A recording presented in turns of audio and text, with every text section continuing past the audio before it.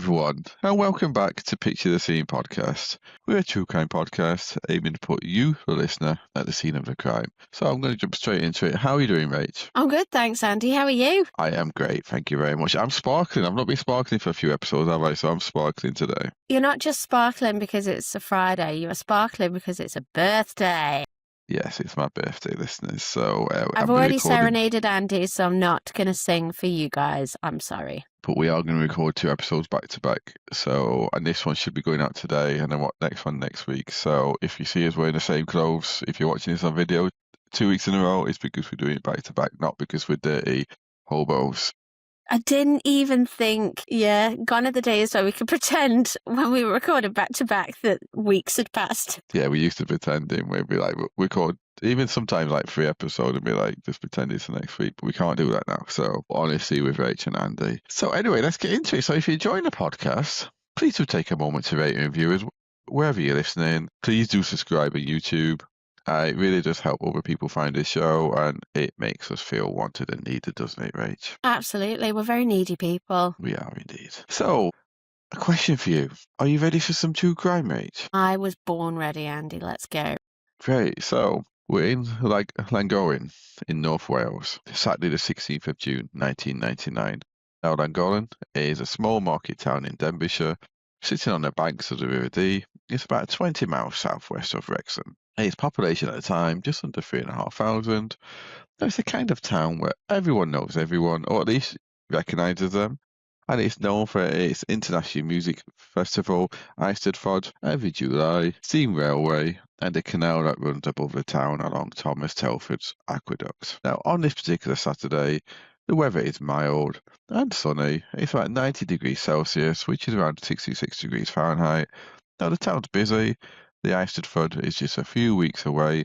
It's scheduled for the 3rd to the 8th of July.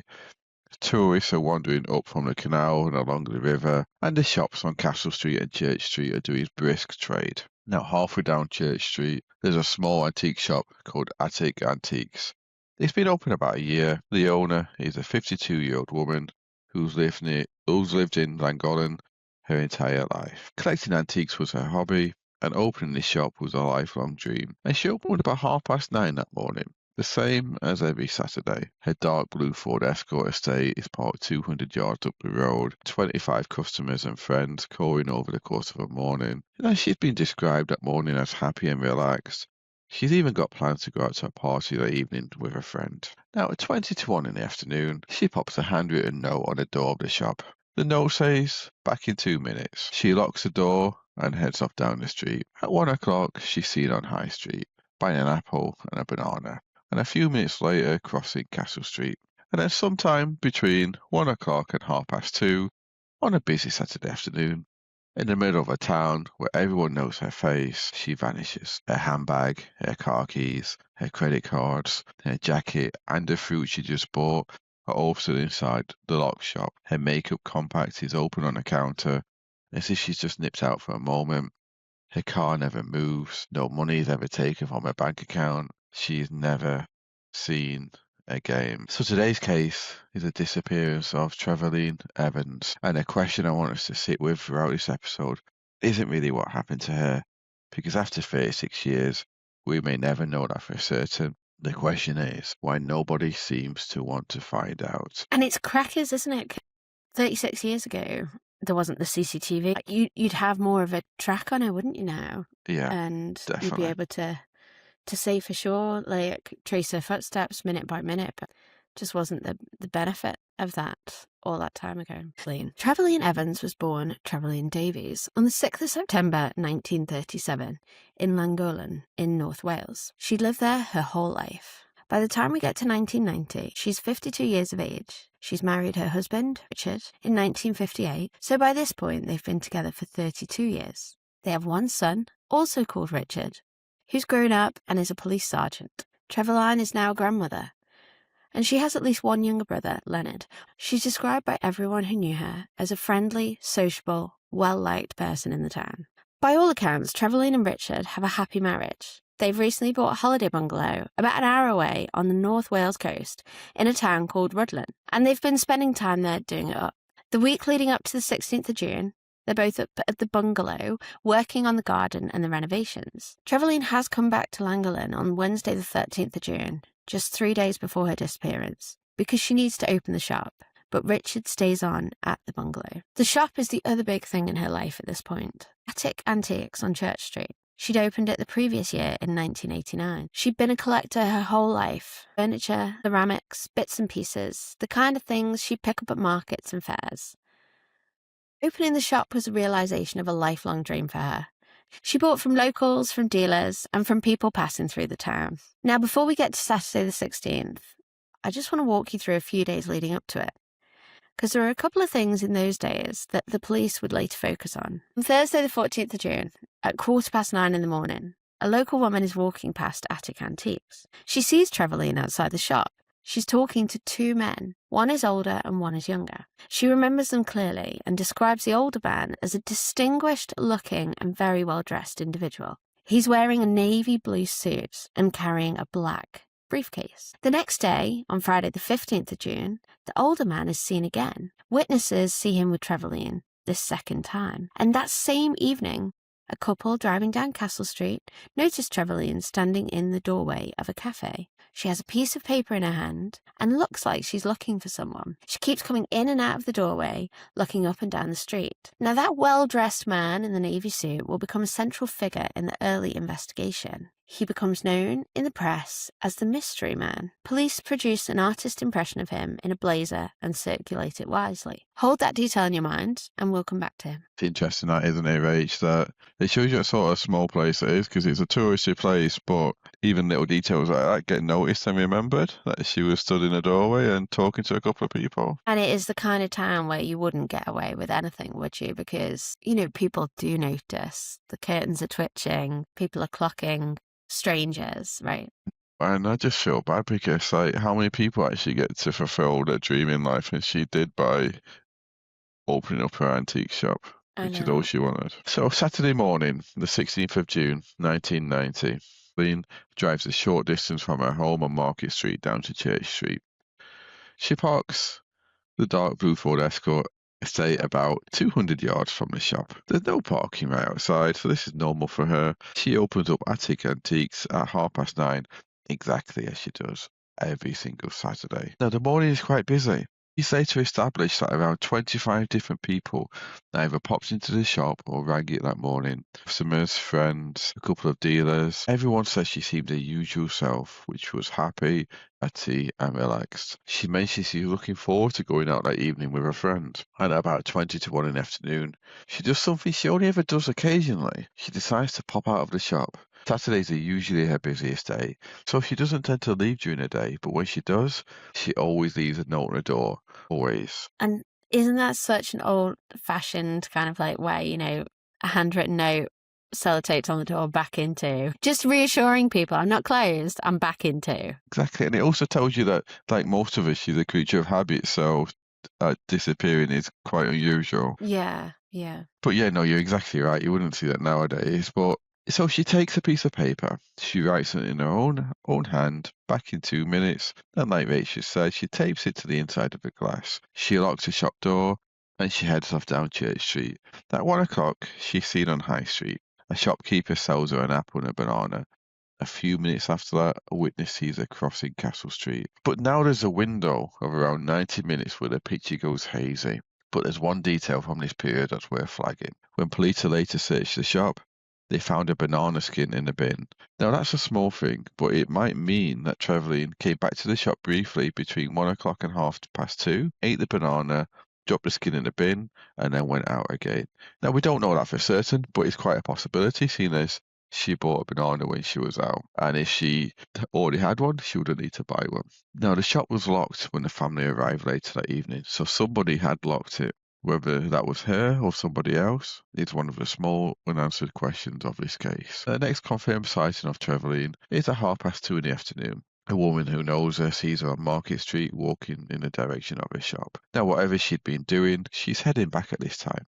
And that's the last confirmed sighting of Trevaline Evans alive. Wow, so potentially she's gone out for 2 minutes, which is unusual on a Saturday. She's returned, and then she's gone out again. So super unusual, right? Yeah. Now, there are 2 more possible sightings that afternoon, but neither have ever been confirmed. So about 5 minutes after the 2:30 sighting on Market Street, somebody reports seeing a woman matching her description walking the other way, out along the A5 towards Corwin, beside the Riverside Park. A few minutes after that, another witness sees a woman matching her description on the footpath leading out to the Riverside Park. Both are unconfirmed. If those sightings are her, then somewhere between 2:30 and 2:45, Trevaline's changed direction. She isn't going back to the shop, she's walking out of town. But we don't know if those sightings are her. Just before 6 o'clock that evening, a woman driving along Church Street notices a man standing outside Attic Antiques. She thinks she sees the shop door open, she can't be sure, and she can't get a good look at him. By this point, Trevaline's family have started to worry. She hasn't come home, she hasn't gone to the party with her friend, she isn't answering at the shop, so the family head down to Church Street.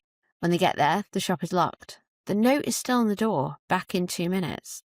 They get in, and this is where things get strange. Inside the shop, on the counter, her makeup compact is sitting open, like she's just touched up her makeup and put it down for a moment. Her handbag is there, and inside it, all of her credit cards. Her car keys too. Her jacket is over the back of the chair. And the flowers she planned to take home are sitting there. And outside, just 200 yards up the road, her dark blue Ford Escort is exactly where she parked it that morning.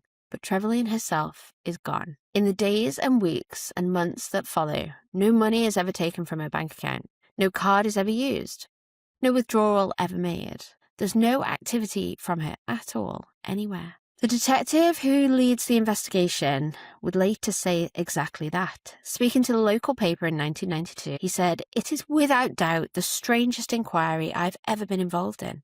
How a happily married woman could vanish without a trace on a sunny Saturday morning in a busy town centre is totally baffling." Now that was from Detective Chief Inspector Colin Edwards, 2 years into the investigation. He had no idea then. Later, we'd still be asking the same question. So we're at Sunday morning now, the 17th of June, 1990. Trevaline has been missing overnight. The family have raised the alarm. North Wales police have taken the case on, and very quickly they pour a lot of resources into it. So this is not a half-hearted investigation, not one where you normally read the police didn't do enough and it was too late. They did something straight away.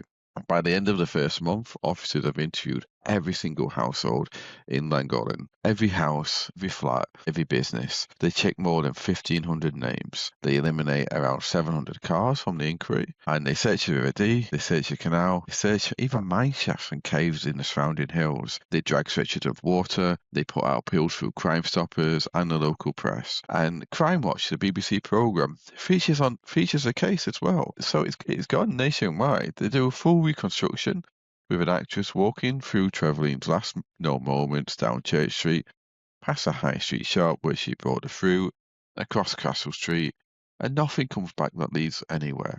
Now, there's a few things that come out of this initial investigation, though, that we want to walk you through, because they shape everything that comes afterwards. So the first is the man in the blazer, well-dressed man that Rachel mentioned that Trevaline was seen with on the Thursday and Friday before she disappeared. The artist's impression of him becomes the central image of the investigation. It runs in the papers, on Crime Watch, in the appeal posters. Nobody comes forward who matches it. And here's the thing, years later in 2001, when the case is reopened, North Wales police actually ruled out that artist's impression. They say it's no longer accurate. They don't elaborate on why, but the implication is that whatever line of inquiry produced that image, they no longer believe it points where they thought it did. So the man in the blazer, who for years was the central image of the case, who we appealed to try and find, just quietly drops out of the investigation altogether. That's crackers, though. And it made me they were not focusing on where they should have been focusing. But I mean, the second thing obviously, is about they do these things, like, they're making educated decisions here that we wouldn't ever be privy to because they wouldn't tell us their trade secrets, would they? But it does, to someone that really enjoys the true crime world and the stories, like, how on earth they come to these conclusions just totally blows my mind, Jeff. so it's a shame we can't get like all that type of information. That'd be fascinating, wouldn't it? Big time, yeah. But the second thing is also her bank account. From the moment she disappears, Her family and the police are watching her bank account, her credit cards, anything that could be used. You got to remember, this is the day where debit cards weren't really a thing then, so it had to be mainly cash or credit cards. But nothing ever happens. Not on the day that she vanishes, not the week after, not the month after, not the year after, not ever. And this is really important because it tells the police something. If Trevaline had walked away from her life voluntarily, you'd expect at some point some financial trace. Maybe a withdrawal, a card used in another town, but something. The complete silence on her account, combined with a handbag and credit cards being left at the shop, is what convinces police early on that this is not a case of a woman walking away from her life. This is, in their view, an abduction, and almost certainly a murder. So by the early 1990s, the case is being treated as a murder investigation, even though no body has ever been found. How her family must be responding in real time to all of this as well. Not being privy to the whys and the whats of the police investigation, but just the headlines and the updates must be awful. Definitely. And speaking of her family, and as Andrew's alluded to, the third person of interest is her husband.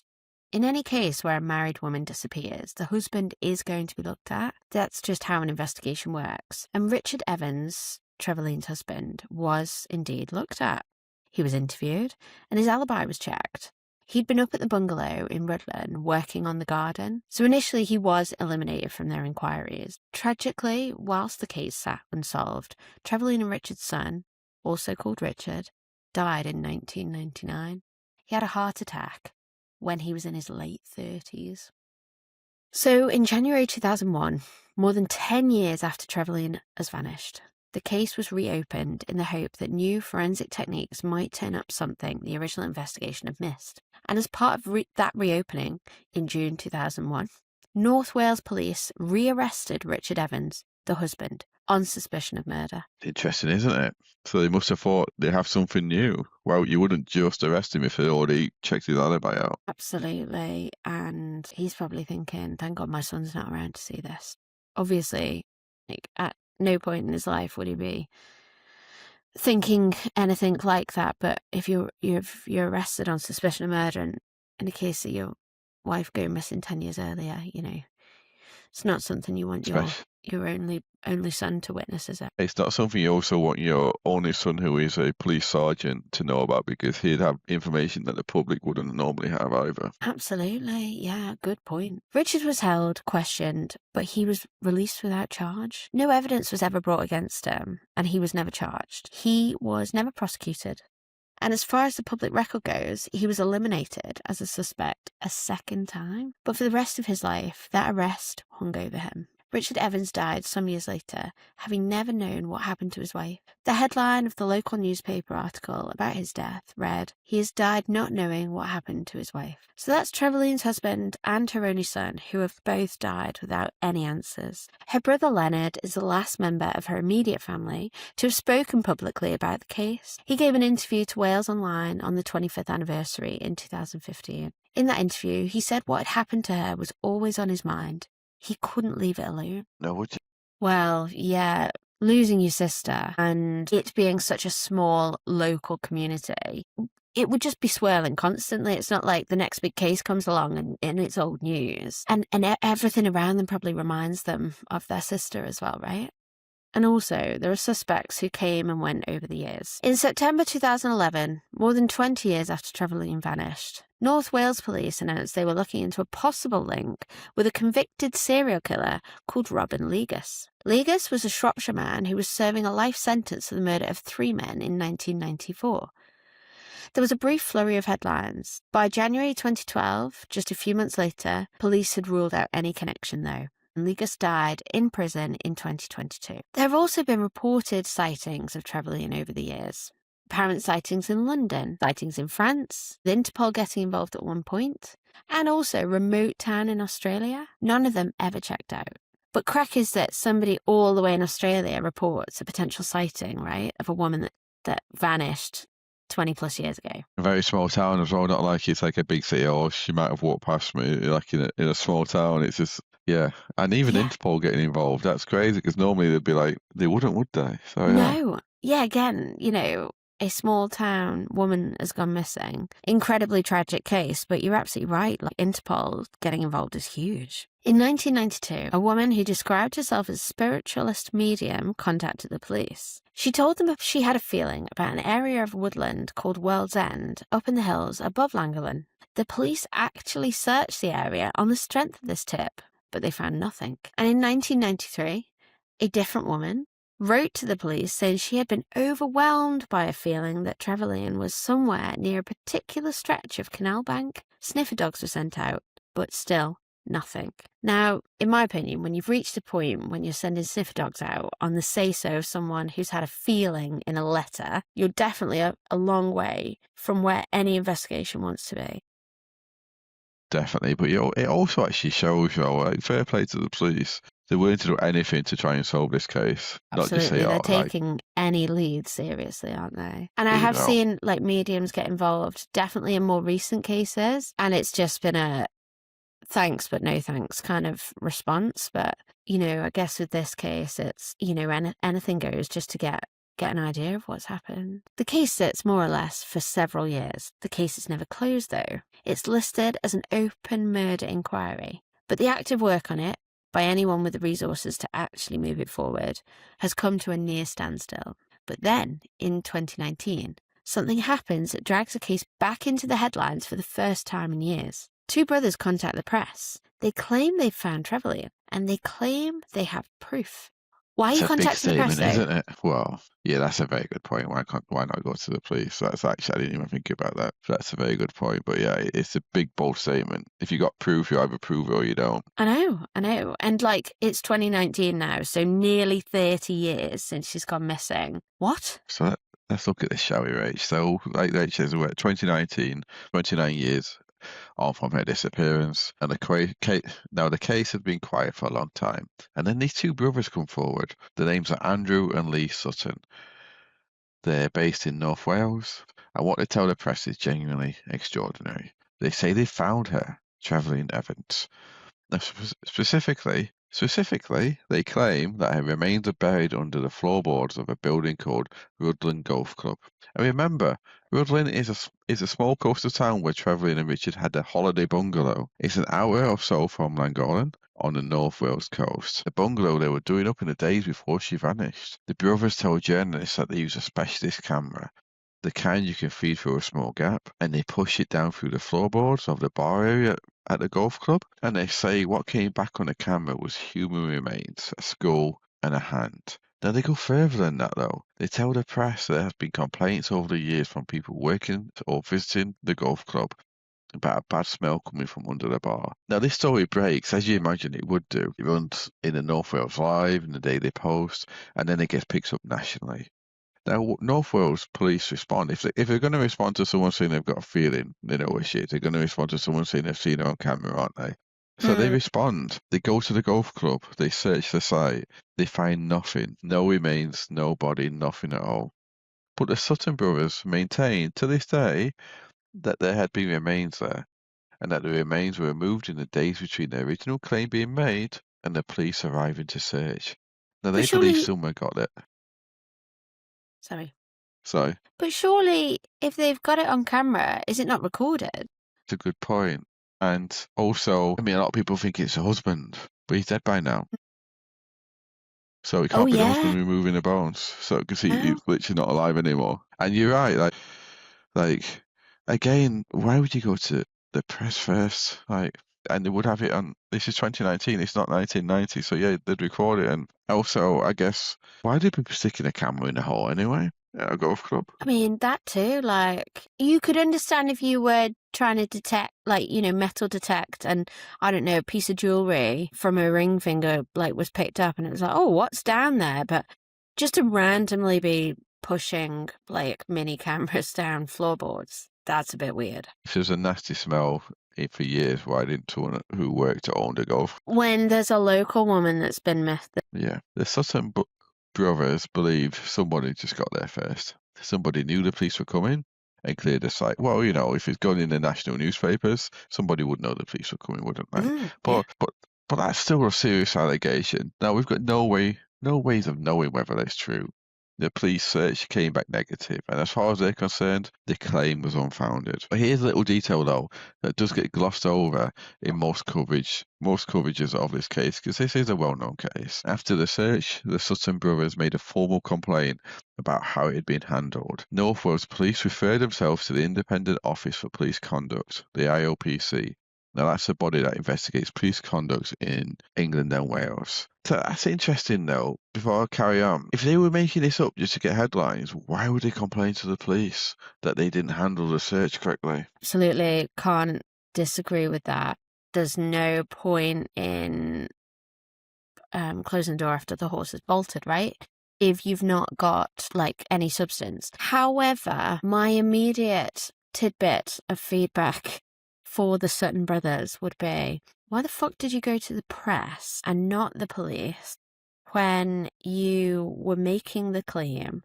Had you have gone to the police first, the investigation would have been looked at before it hit the headlines, and the headlines would have come after the fact, and Bones, the body, would have still been there. So I'd almost say you're pointing fingers when you should be being asked some serious questions about your actions, but that's just my take on it. Whether the complaint was that they had made calls to the police and they'd gone unnoticed, that they went to the press because of that? Because we've seen that before, haven't we?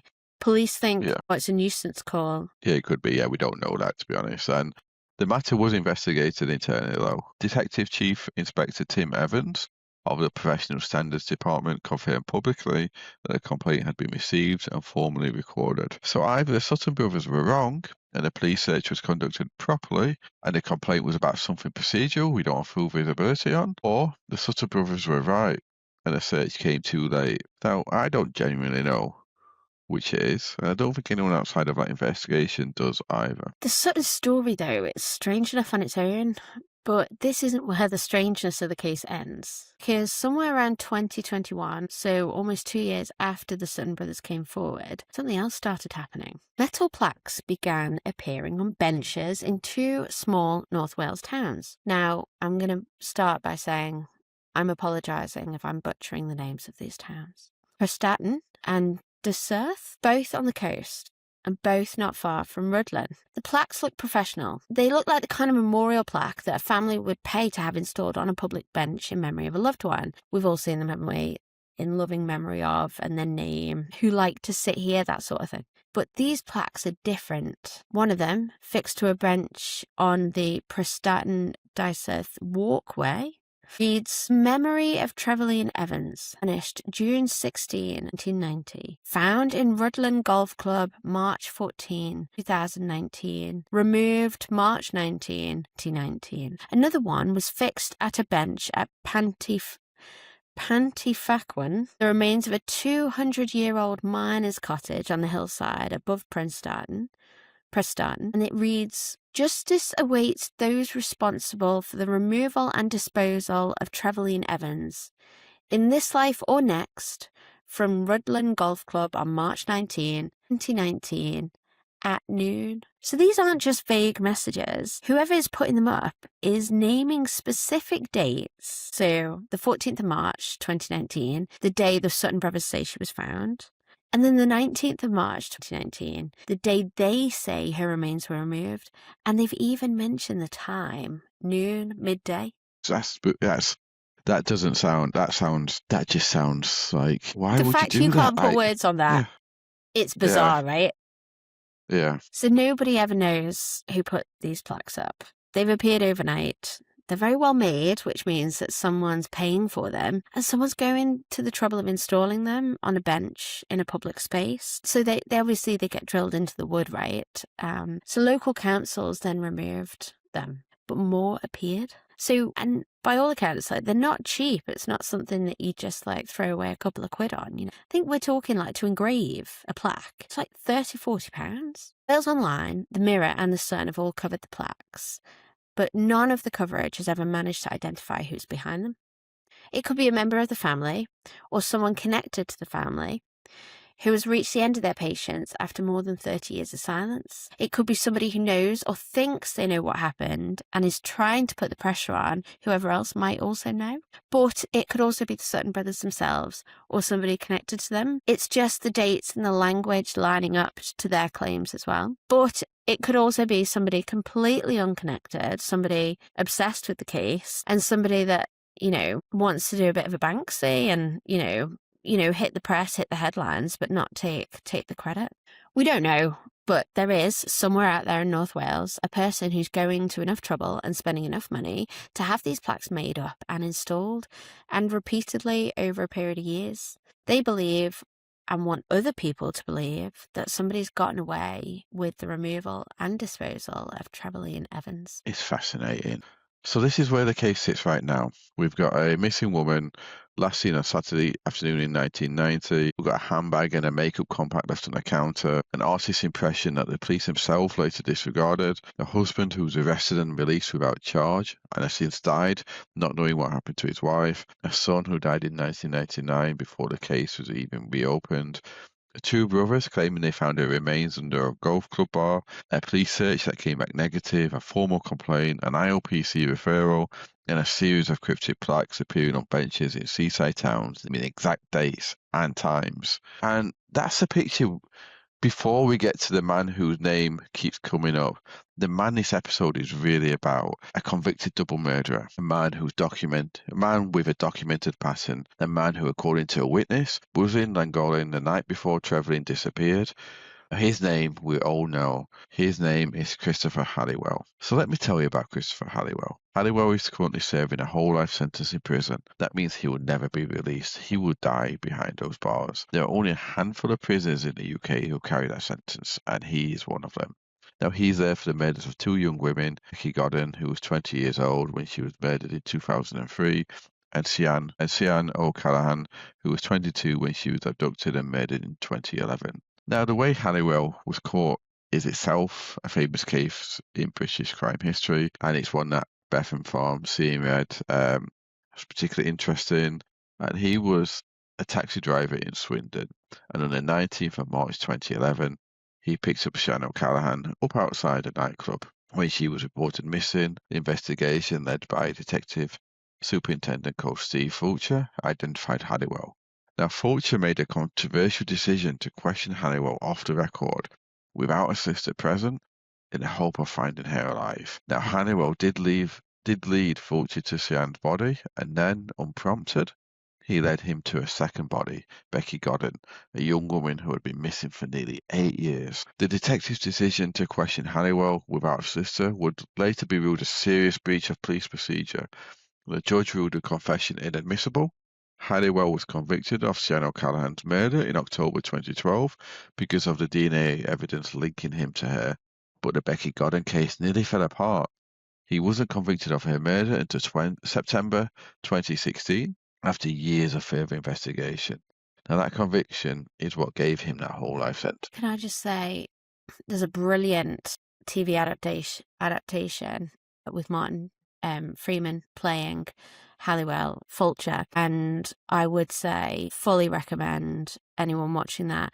But Becky and Sean's family were both really, when the case was going on, and especially Becky's parents with what Fulcher did, they were really upset at how he was treated, because they fully respected him, A, for being able to uncover what Halliwell had done, but B, for finding the remains of their daughter.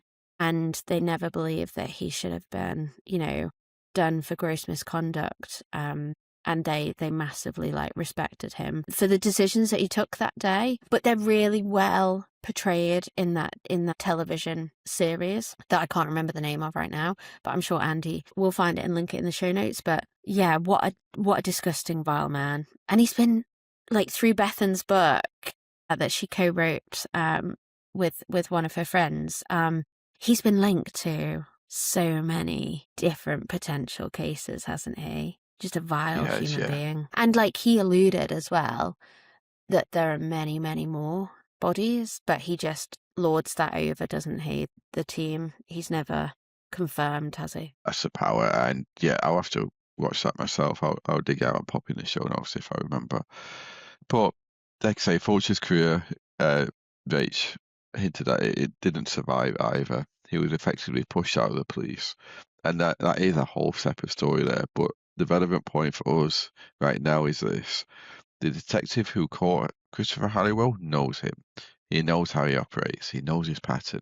And that same detective has gone on record saying that the link between Halliwell and the disappearance of Trevaline Evans should be properly investigated. So why Halliwell? Why is his name in this case at all? Well, there's a few reasons. The first is what he did and where. So after his initial release from prison in 1987, when he'd served 3 years for burglary in HMP Dartmoor, Halliwell led what's been described as a nomadic lifestyle. He worked as a window cleaner, a builder, ground worker, chauffeur, a taxi driver, and a bin man.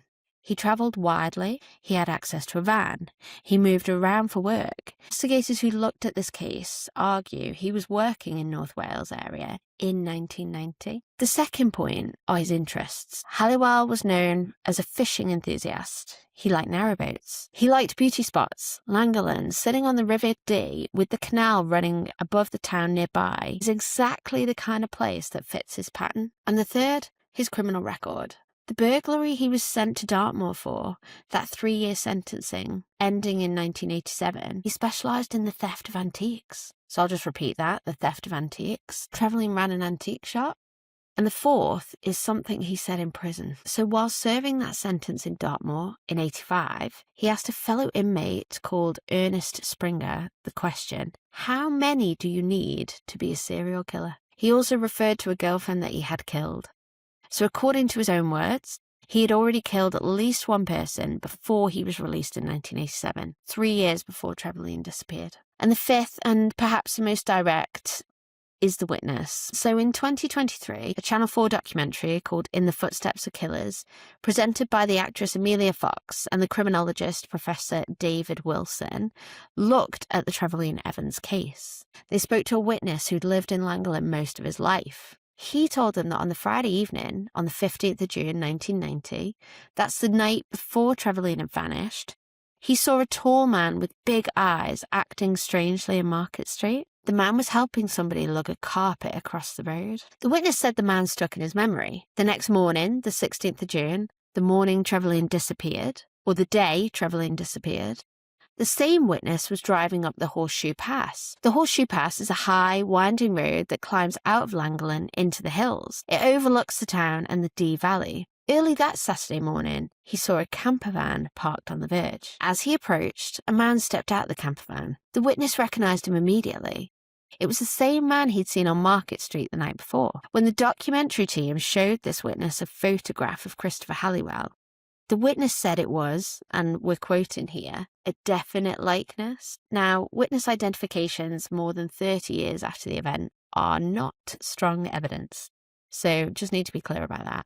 Memory is fallible, and people want to be helpful too. They sometimes recognise faces because they've been primed to. But this is a witness who's lived in the town his entire life. He's not seeking publicity, and he places a man matching Halliwell's description in Llangollen the night before and the morning of Trevaline's disappearance. So when this evidence was put to Steve Fulcher, the former detective superintendent who originally caught Halliwell, his response was unequivocal. He said, it's hugely significant. Ultimately, in my mind, that would place a sufficient onus on the police to pursue that line of inquiry. So this is where we get to what I think is a real question in this case, because all of that, the work pattern, the location, the interest, the criminal record for antique theft, the prison statements, the witness, the documented support of the detective who caught Halliwell, all of it has been in the public domain since at least 2021. In 2021, North Wales Police told an investigative journalist called Tim Hicks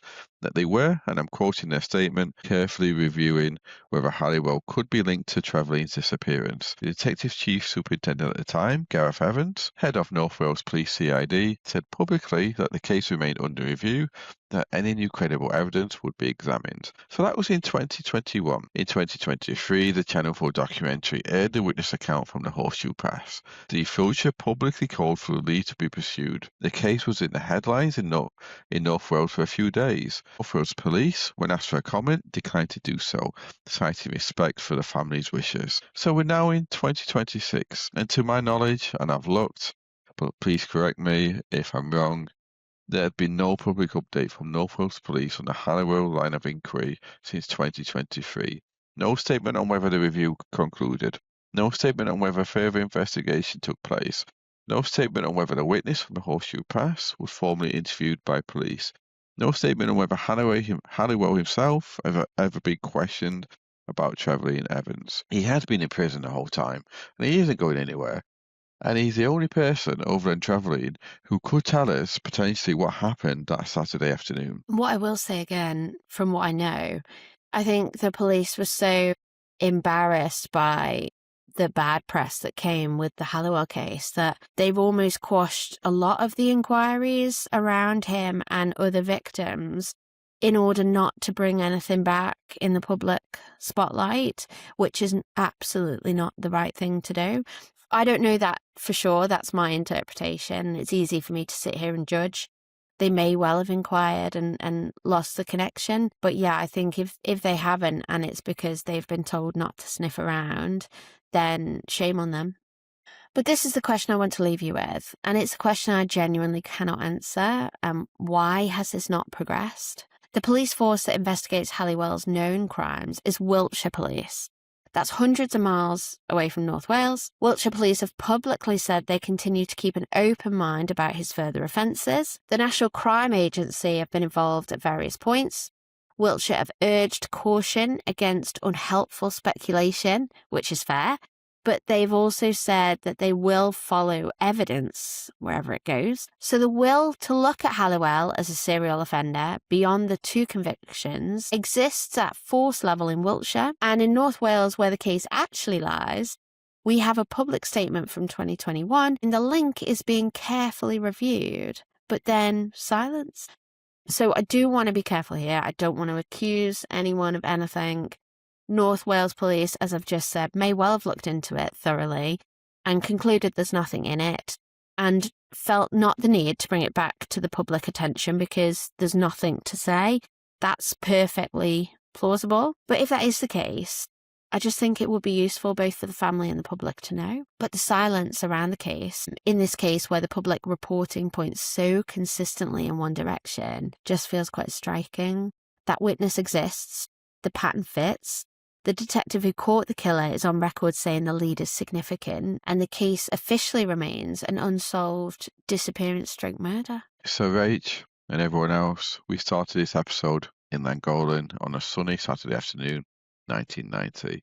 A small market town, a small antique shop, a note on the door saying back in 2 minutes, and a woman who never came home. Trevaline son Richard died in 1999. Her husband Richard died some years later, never knowing what happened to his wife.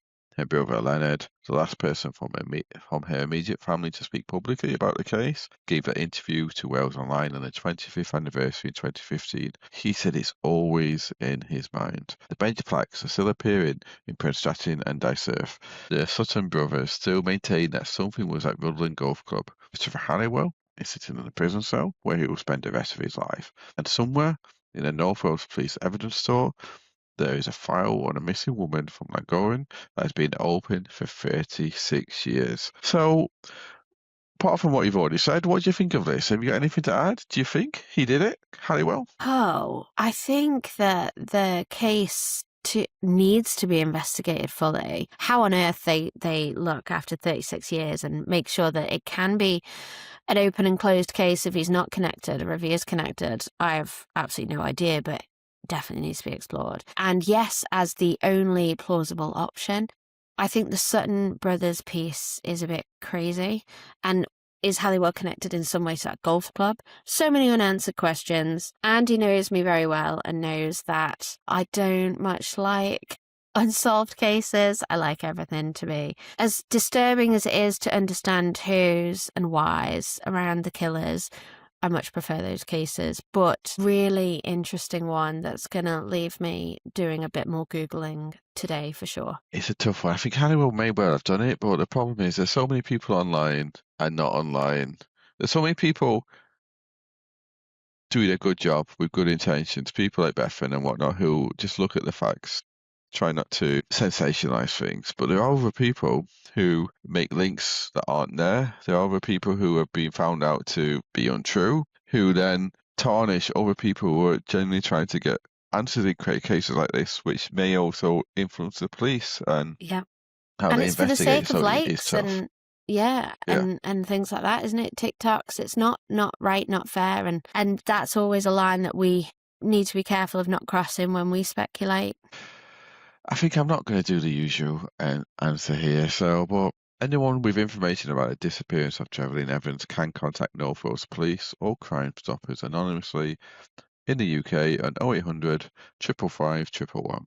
So I think I'll just end here by saying thanks so much for listening, everyone. But thank you for being here on my birthday with me as well. And my name is Andrew. And I'm Rachel. And we'll be back soon.